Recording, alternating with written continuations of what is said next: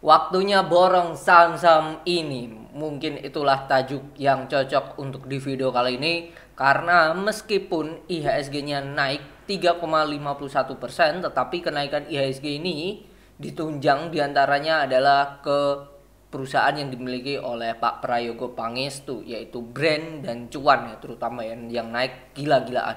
Bahkan beliau menjadi orang terkaya di Indonesia saat ini kekayaannya.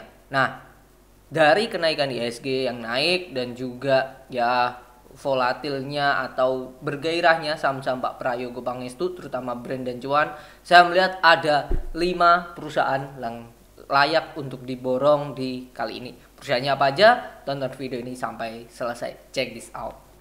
Sekarang bisa join grup belajar investasi saham. Bisa dengan bikin akun Mirai deposit 10 juta atau membayar 400.000 untuk selamanya. Gimana caranya? Link ada di deskripsi. Info lebih lanjut bisa hubungi ke DM Instagram kita. Saya take video ini tanggal 20 jam 12 atau break sesi di mana IHSG-nya naik 0,17. Terus kalau kita lihat ya, secara IHSG dalam 1 bulan mengalami kenaikan 3,51%. Dan ini secara daily-nya. Oke.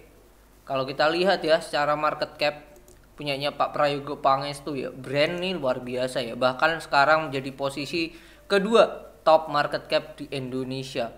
Udah menyalip Bank BRI. Nah, ini pertanyaannya apakah mereka bisa menyalip Bank BCA? Nah, ini kita lihat ya nanti ya seperti apa ya sepak terjang dari Brand itu sendiri. Ditambah ada lagi yaitu Cuan. Nah, Cuan ini sudah di posisi ke-22 ya. Sudah berada di market cap 77 triliun. Luar biasa. Yang Brand ini sudah 900 triliun. Luar biasa. Kalau kita cek padahal kedua perusahaan ini ya, Brand kita lihat. Brand sendiri kalau secara case statistik nih perusahaan sudah PI-nya udah nggak ngotak ya, 500 kali ya. PBV bahkan 230 kali, luar biasa ya. Itu sih. Tuh terus dia ada corporate action akhir-akhir ini memang yaitu bagi dividen. Meskipun dividennya kecil ya, 3,91. Kalau kita bagi dengan harga sekarang 3,91 dibagi dengan 6850 kali 100 hasilnya hanya 0,057%. Kecil banget. Oke, kecil banget. Sedangkan di tahun ini Brand sudah naik 600%. Lalu Cuan kalau kita cek ya. Cuan ini perusahaan Pak Prayogo juga. PI-nya juga sudah nggak masuk akal 200 kali. PBV-nya juga 47 kali. 77 triliun. Terus saat ini harganya tahun ini ya maksud saya udah naik 2000%. 2427% ya.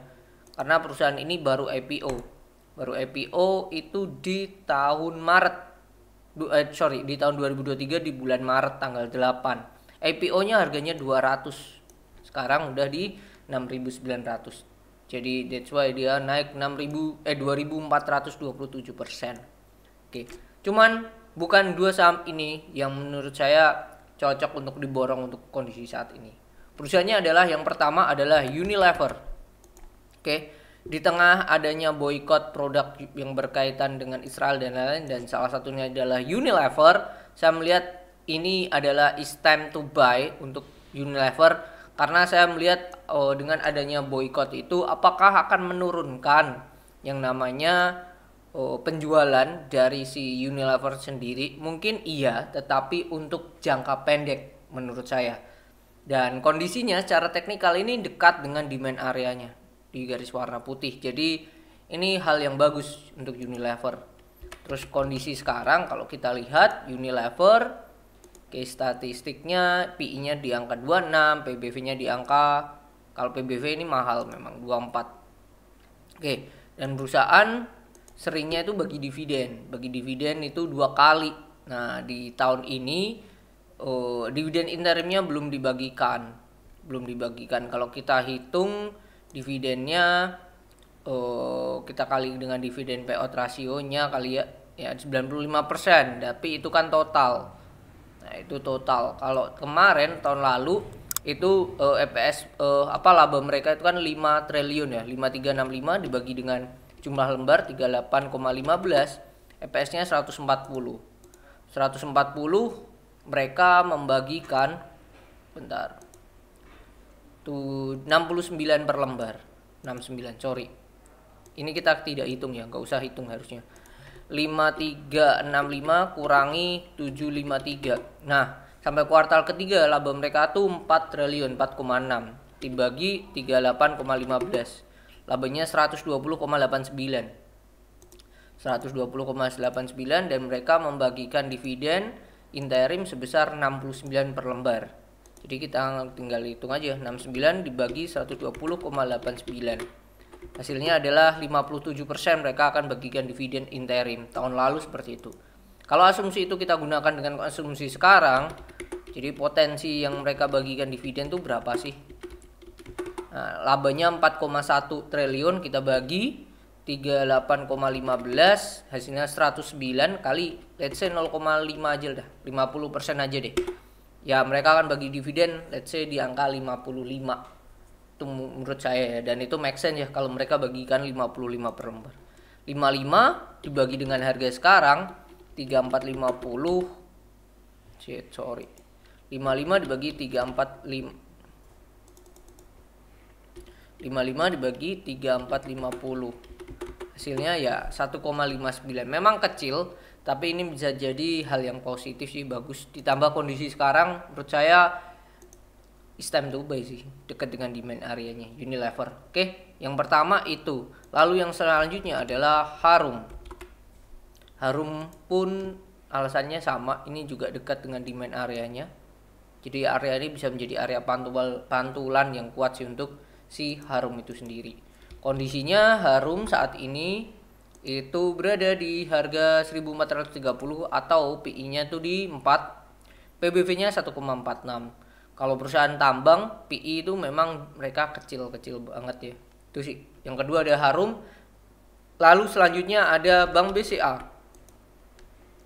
Bank BCA bukan karena as a technicalnya, karena menurut saya kalau untuk Bank BCA itu lebih ke dia akan membagikan dividen interim. Ya, biasanya mereka bagikan dividen itu di akhir tahun. Oke. Lalu selanjutnya setelah Bank Bank BCA adalah Bank BRI. Bank BRI pun sama, tidak berdasarkan chart. Kalau kita lihat chartnya ya seperti ini, hampir mirip. Kita hanya melihat ini potensinya besar karena mereka akan bagikan dividen di akhir tahun. Lalu itu mereka bagian dividen interim di awal tahun, dan bukan tidak mungkin nih di Desember nantinya.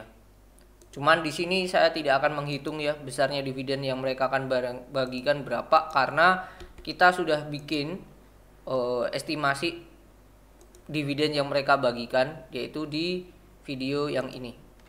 Bapak Ibu dan teman-teman bisa tonton di video dividen bentar mana ya, dividen dari 6 banking. Nah ini potensi dividen ini bisa ditonton. Nanti di akhir video juga saya akan taruh video yang ini, catat dividen BBCA, BRI dan lain-lain.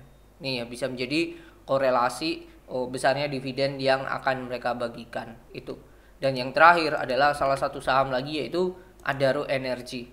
Adaro Energy juga sama. Kalau kita lihat secara chart ya seperti ini masih, tetapi saya melihat dia akan bagikan dividen interim juga sama. Tahun lalu mereka bagi dividen lumayan besar, 251,28.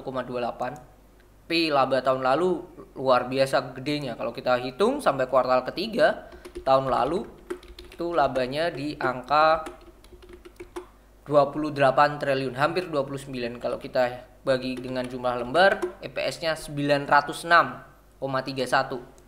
906,31 kalau kita bandingkan dengan 251 ya. 906,31.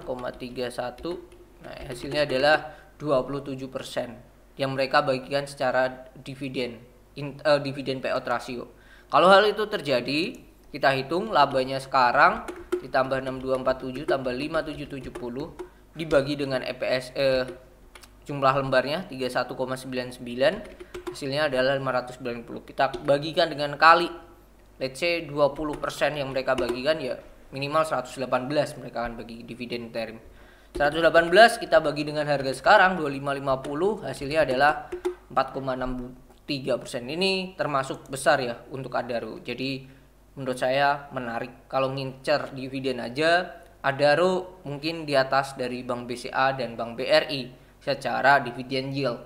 Tetapi secara long, as a long, menurut saya BCA dan BRI kita tidak boleh menutup mata bahwa itu adalah the biggest bank di Indonesia, dan juga terlebih mereka mempunyai laba yang luar biasa sih. Dua perbankan terbaik lah menurut saya.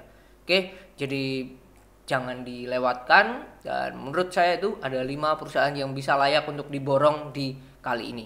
Dan itu kalau ada hal atau perusahaan apa yang cocok lagi, boleh tulis di kolom komentar. Mungkin itu yang bisa saya share tentang video kali ini, tentang perusahaan-perusahaan yang layak untuk diborong di kondisi saat ini. Oke, semoga bermanfaat dan see you on the next video. Bye bye.